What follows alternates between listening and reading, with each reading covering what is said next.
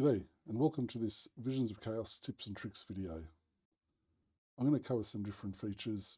Some may be obvious, some not so. I ran this list past my patrons a while ago and most of them didn't know about at least one of these tips. So maybe they'll help people. Okay, the first tip is about the settings for dialogues. Normally with the different modes of Visions of Chaos, I set up a series of default settings to give a general impression of what each mode is capable of. For example, in this Eulerian marker and cell fluid mode, the default settings give you these 3 outflows of fluid.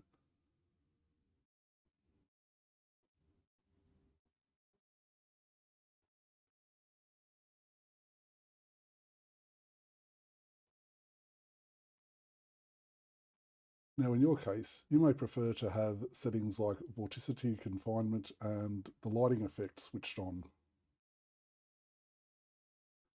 Vorticity confinement gives the fluid flow more tightly dense curls, and the lighting effect gives a slightly embossed look, with this top left side being bright and the lower right side being shaded.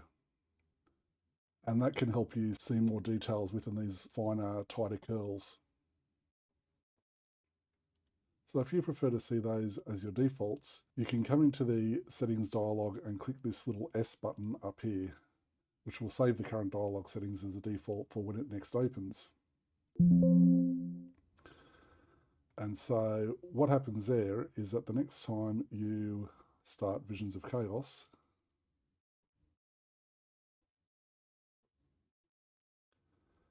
and you start up the same mode, you will notice now that those settings are now your defaults. So if there's any other mode that you use frequently and there is a certain setting you think should not be the way it is, you can change that setting and click on the little S button and you will then have the new defaults. If you ever make a change you're not sure about or you want to get back to the defaults, click on this little R button to reset the current dialog settings back to the defaults. Say yes, and then those settings are all back to the defaults again, and those two checkboxes are unchecked. So that's a way to set dialog defaults to settings that you prefer if you don't like something that I have set by default. Okay, the next tip is for those who have a 4K or higher monitor. When Visions of Chaos is run on a 4K monitor, you might notice that the dialog sizes and or font sizes are too small for you. To fix this problem, go into the options and you will see this dialog scale factor setting. For a 4K display, I recommend you change that to around about 120, which is 120% normal size.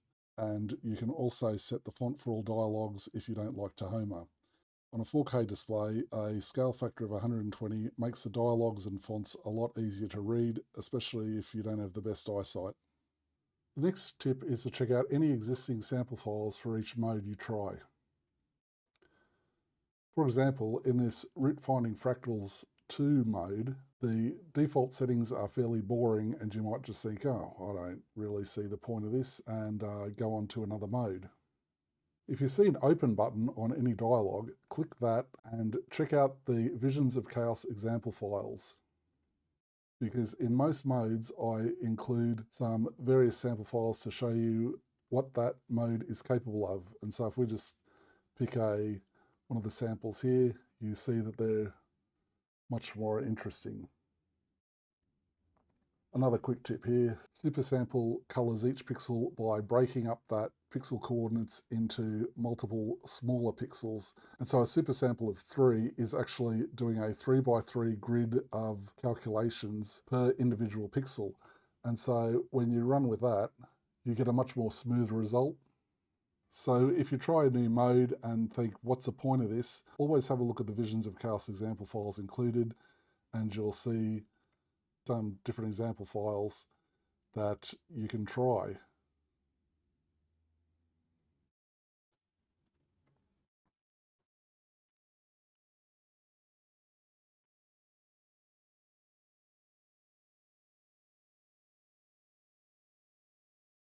Okay, the next quick tip is the utilities menu. It's a place that I include various helpful conversions and little utilities. Most of these have come out as a necessity in the various machine learning modes. Some of the scripts will only accept, say, text file inputs, and if you have a bunch of PDF files you want to feed in, they have to be converted to text first, or MP3 to WAV, or WAV to MP3. And so this just is a nice central and quick place to do that. It saves you having to download a third-party tool. Another feature here that most people might not know about is a YT DLP, and what this does is this can download videos from streaming sites like YouTube. You just paste in the URL of the video you want to download and it will grab that down for you. It supports most sites I've tried. So if you wanted to process a certain YouTube video, you can download that here first and then run that through the various machine learning modes. If you're trying to set an output size for an image you're generating, you can always click and drag the corner here, and you'll notice in the lower right the size of the image is shown as you change it. Except this can be a bit tedious. A much simpler way to set image sizes is to go into the Image and Set Image Size menu. From in here, I've got a bunch of standard video resolutions. There's HD, 4K, 8K, paper sizes, texture sizes, sizes that YouTube likes, some older sizes from back when Visions of Chaos supported things like DVD and SVCD, all those things which are now obsolete. So say, for example, you wanted to set a video up for 720p on YouTube, you can just come into here and it's right there, one click, and it's set to that size.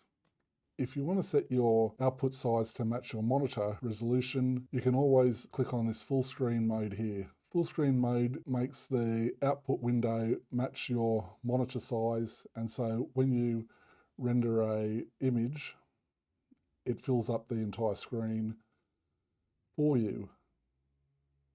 And to go back to the previous size, you can undo. Also for full screen, you can also just hit the maximize, or you can double click the title bar like all Windows apps, or you can hold the Windows key and hit the up arrow. All those standard maximize methods work. So that's the preset image sizes. Next tip is about the UI themes. If you look under options and set UI theme, you'll see there are loads of them, and these all give the Visions of Chaos UI a different look.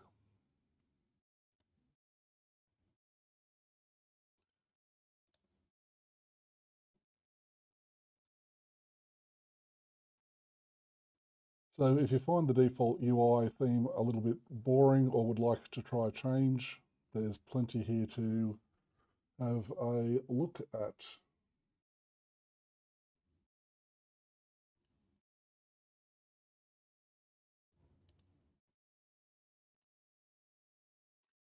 One thing that I will mention though is that applying these themes, it does slow down the refresh rates a little bit, especially if you use a mode that's got a lot of controls on the dialogue.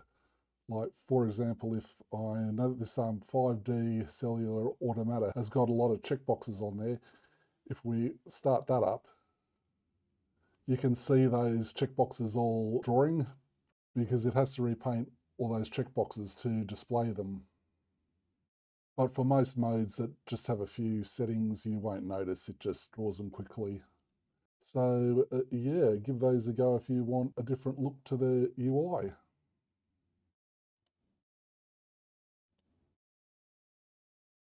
Normally I just use the default Windows look without theming, but some people love their dark themes and there's plenty of them in here for you to play with. Okay, and now for a few tips relating to the machine learning modes.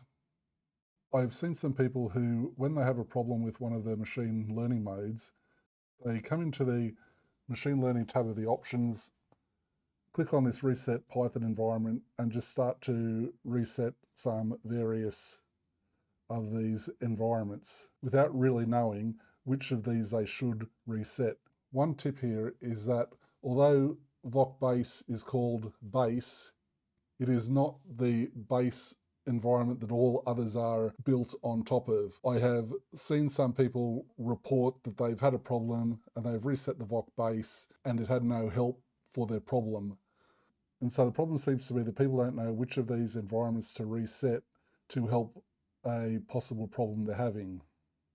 Okay, so let's just choose a machine learning mode here as an example. Uh, let's just say smooth infinite zoom. Now, say that you're having a problem with this specific mode. When you click generate, you might have some error message pop up here and it will just crash. If you have a look at the start of the stats for any machine learning mode, you will see this stat here for executing command line. This here, if you scroll over, you will always see the name of which of those voc underscore environments this script uses. And so in this case, it is voc underscore infinite zoom. If you had a problem with this, you could then go into the machine learning here, reset the environment, and then you would select voc infinite zoom because the voc infinite zoom is the environment for that specific mode that you're running. So if you ever have a problem with one of the machine learning systems and you want to try and reset the machine learning environment, that's how you find the name of the environment to reset. That can save you some time by trying random ones and just getting frustrated. So that's how to work out which environment each of the modes uses. Okay, so this next tip is how to find help for the various machine learning modes.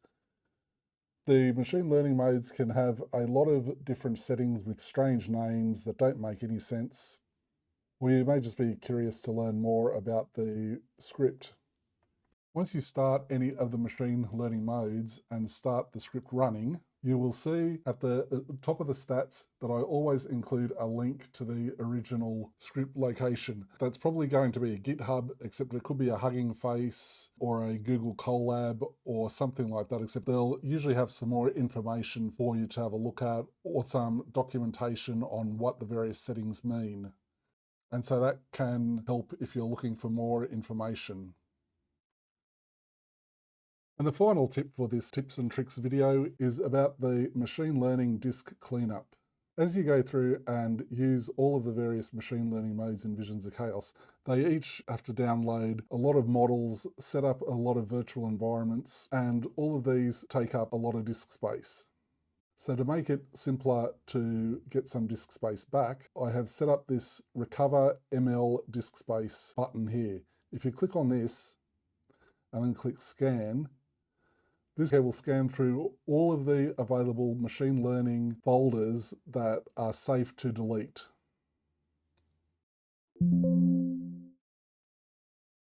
Okay, so once that finishes, it will give you a little rundown like this. On this test PC that I'm recording this on, I could possibly get back 651 gigabytes of disk space. As it says here, the actual disk space used, it may be more because the sizes that are calculated here are based on the file sizes, where files in Windows Explorer that has the size on disk amount is larger because the size on disk is based on disk cluster sizes rather than file sizes. But this gives you a good rough ballpark figure. So what you can do now is if you click OK, you can go through these, and if you see any environments here that you no longer need or use for now, you can check those. If you notice any other modes that you aren't using anymore or don't want for now, you can clean those out. So for example, say that I tried out Hotshot and I no longer want it for now, I can just come in and check the two entries for Hotshot. And what about say, and say the control net as well. I don't need that anymore on this machine. And so I click those three and click delete. And that says, and then you just click yes. And it goes through those three folders and it gets rid of those. The files that it deletes won't cause future problems with Visions of Chaos. If you ever need those modes again in the future, Visions of Chaos will then go and create those environments again and download the required models. And so you can see there I've got 25.7 gigabytes of disk space back. So if disk space is starting to become a problem for you, run this little disk space recovery tool and chances are you'll be able to get back some disk space from modes that you no longer use, or a mode that you can temporarily remove for now while you're testing a new one, etc. So that brings us to the end of this tips and tricks video. If you have any tips and tricks you think that I've missed or that I should include, let me know in the comments for tips and tricks number 2. As the programmer of the software, it's hard for me to really know what tips would be helpful for people. So if there's something I've missed, or if there's a tip or feature that you think should be included or one you've only recently found, let me know. As always, thanks to all of my awesome patrons scrolling past right now. You all make a huge difference, and you do really help keep this all happening. And